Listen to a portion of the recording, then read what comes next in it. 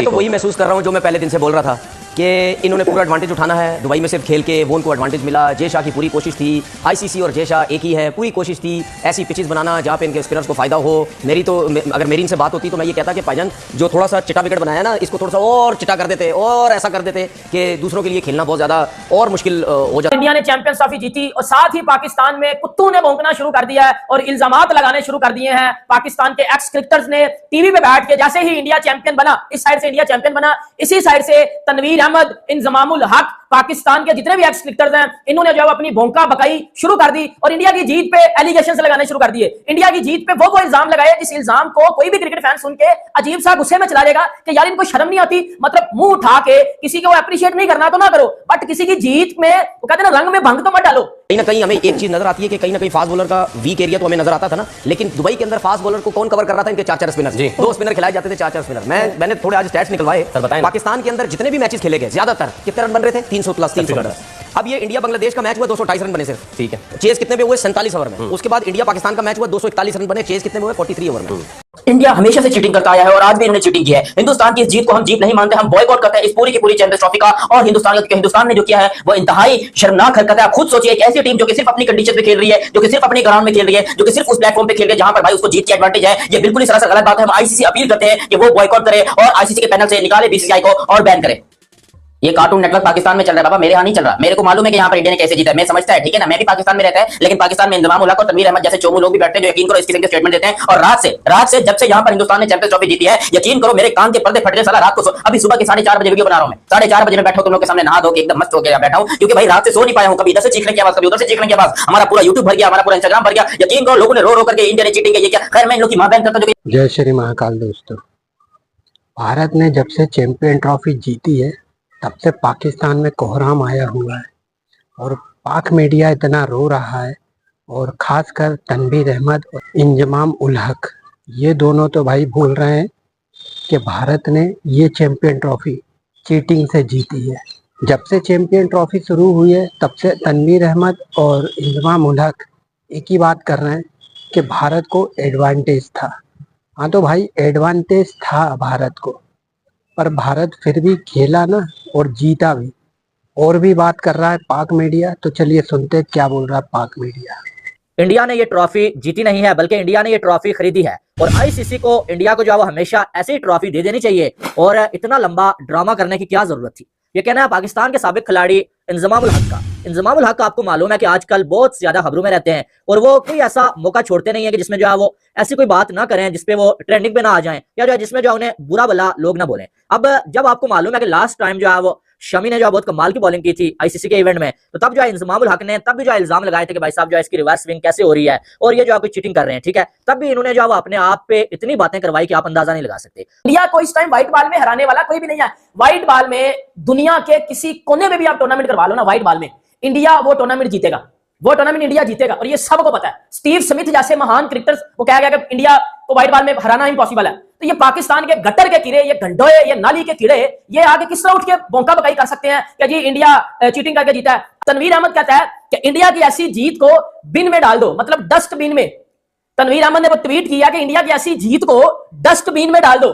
Like वो जीत को मान नहीं रहा इंडिया की इस जीत को। और साथ ही साथ जो तनवीर अहमद ने जो बोला है, जो अपनी जब ये टीवी चैनल पे बैठा हुआ था, तो तनवीर अहमद साहब भौंकते हैं कि अभी भी टाइम है कि आईपीएल को बाइकआउट कर दो, अभी भी टाइम है कि आईपीएल को बाइकआउट कर दो। आईसीसी ने दुबई में स्पिन विकेटें बनाई है। आईसीसी का चेयरमैन जय शाह है, उसने सारी इंस्ट्रक्शन दी हैं, उसने सारा प्लान किया है। ये इस वजह से इंडिया जीता है। न्यूजीलैंड 11,000 किलोमीटर का सफर तय करके आई है, इस वजह से उसको थकान हो रही थी तो वो जीत नहीं पाई। इंडिया का तो ये पास ही घर था। और उसके अलावा भी जिस तरह से इंडिया ने चैंपियन ट्रॉफी की जीत हासिल की है, उसमें पाकिस्तान में कुछ लोगों के पेट में बड़े मरोड़े हैं। पाकिस्तान के एक्स क्रिकेटर्स तनवीर अहमद नमूने को जो इंडिया की जीत नहीं हजम हो रही। और ये बंदा क्रिकेट कैसे खेल गया पाकिस्तान की तरफ से, मैं तो इस बात पर हैरान हूं। पहले ही हमने अपनी जिम्मे बेइज्जती बदनामी बांधी हुई है कि जी बॉल में चिप है, कोई कहता है 72 पंडित बैठाए हुए थे ग्राउंड में। अब तनवीर अहमद नमूना शगुफा कह रहा है कि भाई जय शाह ने पिचें फ्लैट नहीं बनाने दी, आजकल तो फ्लैट पिचें बनती हैं, फ्लैट विकेटें बनती तो इंडिया हार जाता, क्योंकि इंडिया ने स्पिनर्स लाए हुए थे, इस वजह से दुबई में स्पिन विकेटें बना के बाकी टीमों को एडवांटेज नहीं दिया गया। अरे भाई नमूना है, शगुफा है, मतलब मेरा तो इसको बहुत कुछ कहने का दिल करता है। अब ऐसे एक्स क्रिकेटर्स की इज्जत की जा सकती है जो इस तरह से दिल में बोझ डालें, जिनको इतनी आज इंडिया जीता है ना, तनवीर अहमद रो होगा बस ये वीडियो के लिए इसने अपना रोना धोना जो ना थोड़ी देर रोका होगा। मतलब ये क्या नॉनसेंस है कि आईसीसी ने फेवर किया है। आईसीसी कैसे फेवर कर सकता है? पाकिस्तान क्रिकेट बोर्ड के कुछ ऐसे फैंस, कुछ ऐसे परफॉर्मर क्रिकेटर्स जो कि पहले ही ये बैठ के कह रहे थे कि इंडिया जो है वो चीटिंग कर रहा है, क्योंकि इंडिया को एक ही ग्राउंड दिया गया। तो भैंस की टांग तुम लोग को बताऊं, तुम लोग अपनी भैंस का रिश्ता पेश ना करो। तुम लोग को इतना होना चाहिए कि अगर लाहौर के अंदर ये मैच होता तो इंडिया ये मैच वन साइडेड क्या जीता, इंडिया को इस टूर्नामेंट में हराना इंपॉसिबल था। और इंडिया 4-4 रन मारता, 5-5 रन मारता इस मैच इन पिचेस के ऊपर। आप खुद सोचो, जिन पिचेस के ऊपर यहाँ पर न्यूजीलैंड जो कि 350 रन मजाक मजाक में मरा रहा था पाकिस्तान में, उन पिचेस के ऊपर वहां पर जब गया तो उनसे 250 बड़ी मुश्किल से बन रहे। तो सोचो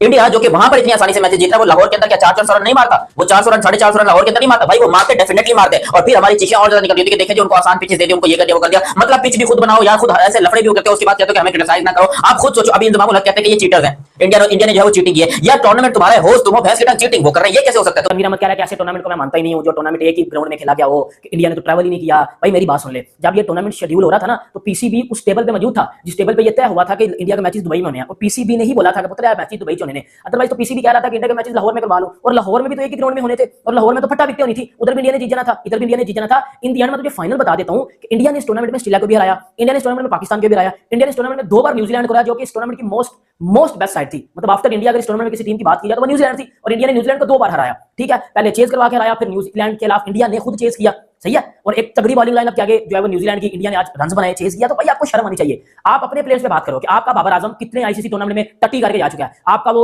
सो कॉल्ड मौलवी, 2 नंबर मौलवी, वो मोहम्मद रिजवान, जो कि जो है वो रिलीजियस कार्ड खेल के जो है वो क्रिकेट में आता है, और जबकि क्रिकेट उसकी जॉब है, बस उधर भी आगे ये ढोंग ड्रामेबाजी करता रहता है। उसको पूछो कि उसने पाकिस्तान को कुछ क्यों नहीं जितवाया। लेकिन जिसने जितवाया है, जिसने कुछ किया है, उस पर बात करना आपको चुल्लू पर पानी में डूब के मर जाना चाहिए। अब आपसे जीत हजम नहीं हो रही, अब आप इल्जाम लगाओ कि जय शाह सेलिब्रेट क्यों कर रहे हैं इंडिया की जीत। भाई वो इंडियन है, उसके दिल में एक इंडियन है, वो अपनी कंट्री के लिए सेलिब्रेट नहीं करेगा तो तेरी बाजी की शादी में सेलिब्रेट करेगा? आके मुझे बात बताना।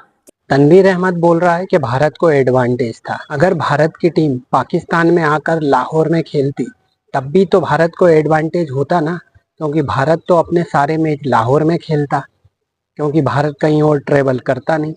और पाक मीडिया ने खुद ही बोला था कि अगर भारत पाकिस्तान में आकर चैंपियन ट्रॉफी खेलेगा तो भारत के सारे मैच लाहौर में होंगे, तब एडवांटेज नहीं होता भारत का।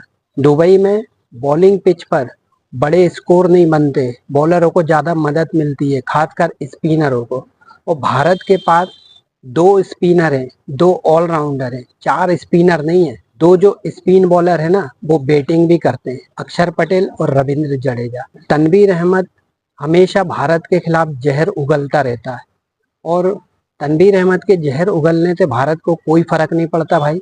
भारत ने अब चैंपियन ट्रॉफी जीत ली है, अब तुम रो या हंसो, भारत को कोई परवाह नहीं है। बाकी आपकी क्या राय है दोस्तों, कमेंट्स करके जरूर बताना। और वीडियो अच्छा लगे तो भाई लाइक कर देना, सब्सक्राइब कर देना, और बेल आइकन जरूर दबा देना।